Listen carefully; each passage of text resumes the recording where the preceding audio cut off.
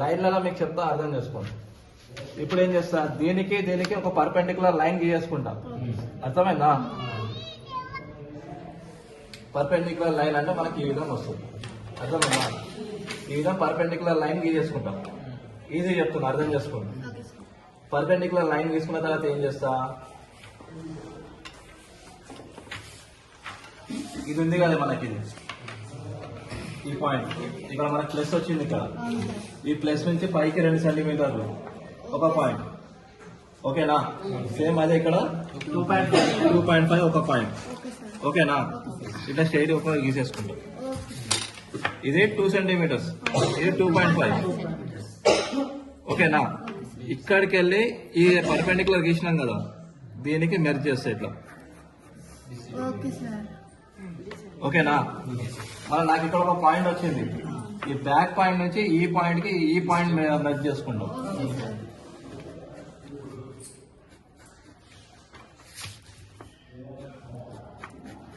Okay, ఇక్కడ ఏం చేస్తా,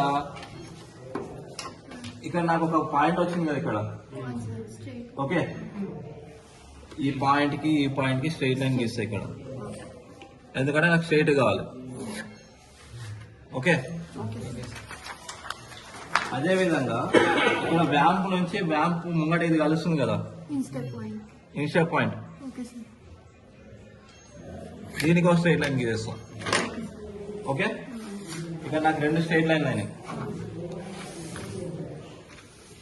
ఇప్పుడు ఈ పాయింట్ నుంచి ఇక్కడ ఒక స్ట్రైట్ లైన్ వచ్చింది, ఈ పాయింట్ నుంచి ఇక్కడ ఒక స్ట్రైట్ లైన్ వచ్చింది. నాకు ఇక్కడ ఏం చేస్తా, పైన వచ్చేసి 4 mm వదిలేస్తా నేను. ఓకేనా? మళ్ళీ ఇక్కడ వచ్చే ఇన్స్టెప్ పాయింట్ నుంచి ఒక 4 mm వదిలేస్తాం.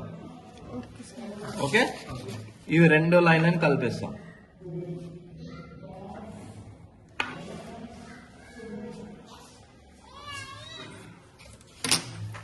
అర్థమైందా? ఈ 2 లైన్లను కలిపేస్తాం. ఓకే, ఈ 2 లైన్లను కలిపిన తర్వాత ఇక పైన ఏం చేస్తా అంటే మన ఇది స్ప్రింగ్ డివైడర్ ఉంటుంది.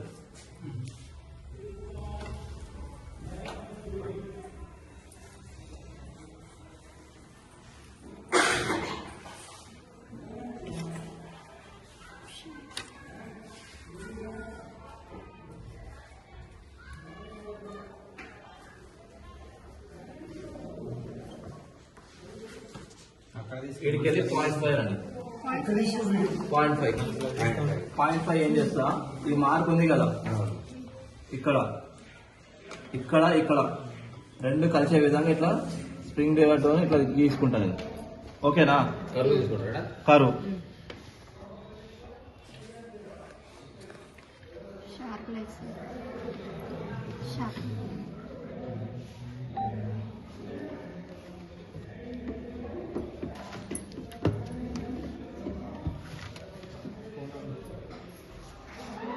ఓకే, మరి సేమ్ అదే విధంగా ఇక్కడ కరువు తీసుకుంటాం.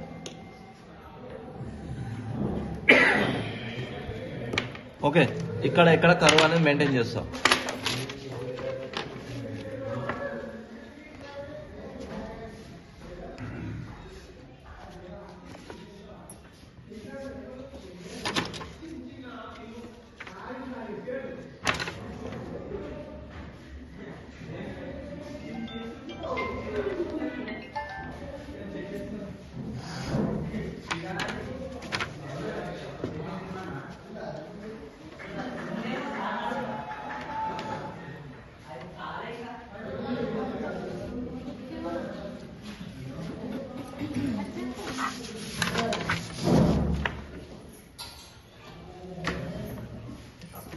ఇక్కడ ఒక కరువు తీసుకున్నాం, ఇక్కడ ఒక కరువు, ఇక్కడ ఒక కరువు, అంతే అయిపోయింది. ఇక్కడ ఏం చేస్తా అంటే 2 mm రెడీ చేసేస్తా ఇక్కడ.